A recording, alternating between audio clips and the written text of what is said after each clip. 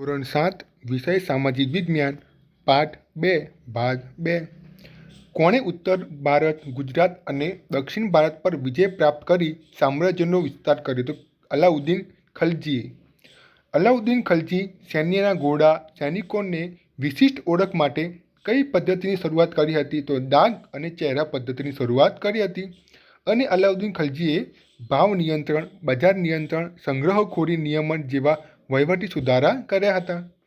ખલજી વંશનો છેલ્લો રાજા કોણ હતો? તો ખલજી વંશનો છેલ્લો રાજા રાજા ખુસરો. કોણે ખલજી રાજવંશનો અંત લાવી દિલ્હીની ગાદીએ તુગલક વંશ શાસનની શરૂઆત કરી હતી? તો ગિયાસુદ્દીન તુગલકે. કોના શાસનકાળના અનાજ સંગ્રહવા માટે શાહી ભંડાર બનાવવામાં આવ્યા હતા? તો અલાઉદ્દીન ખિલજીના સમયમાં અનાજ સંગ્રહવા શાહી ભંડારો બનાવવામાં આવ્યા હતા. હવે તુગલક વંશ જે 1320થી 1414 સુધી. તો ખાલજીને પરાજય આપીને ગાજી મલિક એટલે કે ગિયાસુદ્દીન તુગલક નામ ધારણ કરી દિલ્હીની ગાદીએ આવ્યા. તો ખુસરો, રાજા ખુસરોને હરાવી. દિલ્હી પાસે તુગલકાબાદ નગરની સ્થાપના કોણે કરી હતી? તો ગિયાસુદ્દીન તુગલકે. તેમણે કૂવાઓ, નહેરોનું નિર્માણ, ભાવબંધી રદ, જમીન મહેસૂલનો દર ઓછો વગેરે જેવા કાર્યો કર્યા હતા.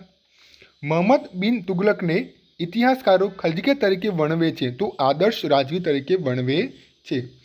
જેમણે દિલ્હીથી દૌલતાબાદ રાજધાનીનું સ્થળાંતર કરી પ્રતિક મુદ્રા પ્રયોગ વગેરે યોજના અમલમાં મૂકી હતી. મહંમદ બિન તુગલક મોટાભાગની યોજનાઓમાં વ્યવહારિકતાનો અભાવ, તબક્કાવાર અને યોજનાબંધ અમલીકરણના નિભાવે તે નિષ્ફળ થઈ હતી અને તેમને ઇતિહાસમાં આ યોજનાઓને ખલજી તરીકે સ્થાન પામી તો તરંગી યોજનાઓ તરીકે સ્થાન પામી હતી. કોના સમયમાં આફ્રિકન મુસાફર ઇબ્ન બતુતા ભારતની મુલાકાતે આવ્યો હતો? તો મહંમદ બિન તુગલકના સમયમાં. કોના અવસાન બાદ તૈમુરલગે દિલ્હી પર આક્રમણ કરી ઈસવીસન 1398થી 99માં તુગલક સત્તા મર્યાદિત બની હતી? તો ફિરોઝશાહ તુગલકે. હવે આવ્યું સૈયદ વંશ જે 1414થી 1451. ખિલજ ખાએ સૈયદ વંશની સ્થાપના કરી હતી જેમનું 37 વર્ષ શાસન ચાલ્યું હતું. પછી લોદી વંશ જે 1451થી 1526. બહાવલોલ લોદીની સ્થાપના કરી હતી અને પ્રથમ અફઘાનિસ્તાન શાસક બહાલોલ લોદી હતા.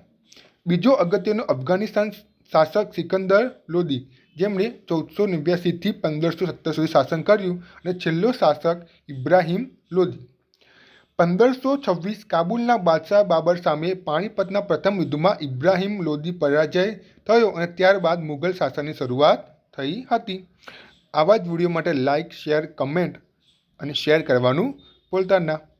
Thank you.